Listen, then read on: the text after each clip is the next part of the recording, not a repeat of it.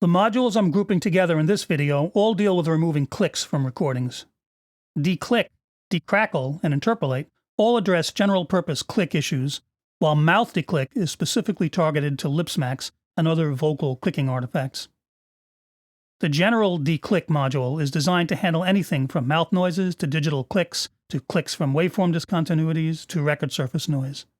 It can do a pretty good job with all of these, though you may have to fiddle with the settings a bit more than with some of the other processes, which is to be expected.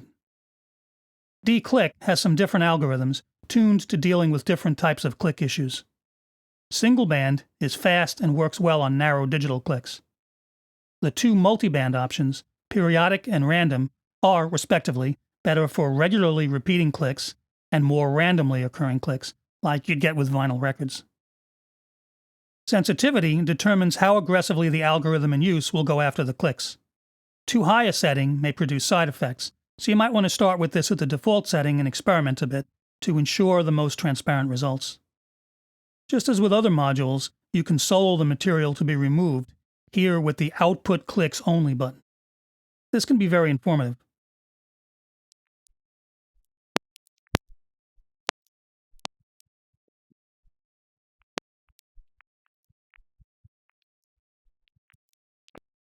Click widening can increase the area, the time frame, around a click being processed to make for a smoother transition in and out of the removed click. If you think you perceive artifacts from the processing, you could try advancing this a bit to see if it helps. Think of it as a potential smoothing control. If you choose one of the multiband algorithms, the frequency skew slider can be used to weight the click detection towards lower or higher frequencies for a better targeted response.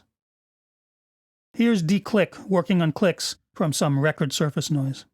So enticing, out of sight, out of mind, fall for it every time.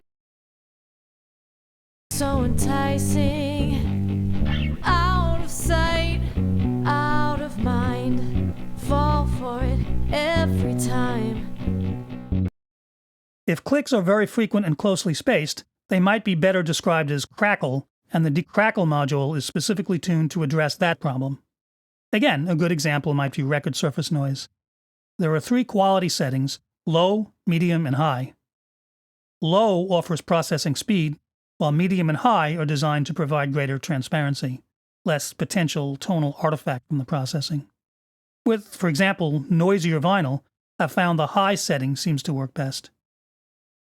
Naturally, strength determines how much crackle will be repaired, depending on how severe the problem is, and amplitude skew should be matched to the level of the audio at the time of the offending crackle. If it occurs with loud sounds, like transients, skew to the right. If the crackle is audible over quieter passages, skew to the left. A more appropriate skew setting may help the algorithm achieve the smoothest, most transparent results.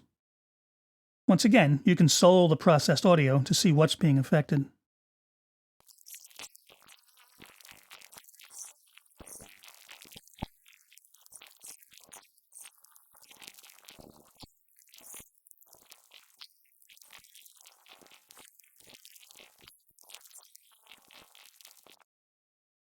Your seductive promises are always so enticing. Out of sight, out of mind, fall for it every time.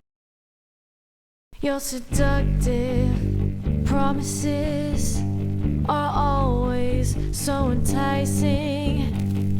Out of sight, out of mind, fall for it every time.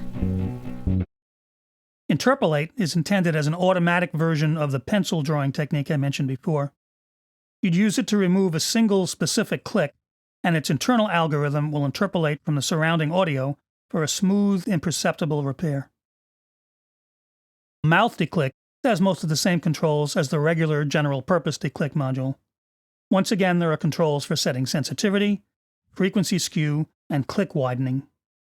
But here there's no choice of algorithms. The algorithm in mouth declick is specifically targeted to lip smacks and other little mouth-related clicks, the kind that can drive audio editors crazy at times. With my own voiceovers, I always found the regular declick module to be a bit hit and miss with those sounds, and ended up doing more of those edits by hand than I would have liked. The mouth declick module seems to nail those sounds every time.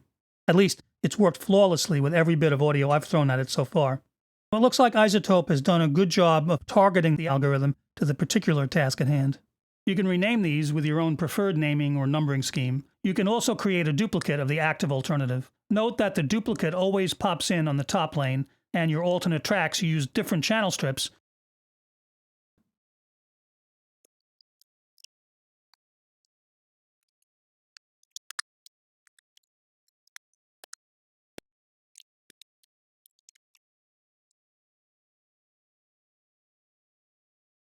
You can rename these with your own preferred naming or numbering scheme. You can also create a duplicate of the active alternative. You can rename these with your own preferred naming or numbering scheme. You can also create a duplicate of the active alternative. Note that the duplicate always pops in on the top lane, and your alternate tracks use different channel strips. Currently, a module chain that includes the mouth to click and breath control modules is part of my go-to processing for all these video voiceovers. Next up, two modules that address problems related to dialogue and post-production, de-rustle and de-wind.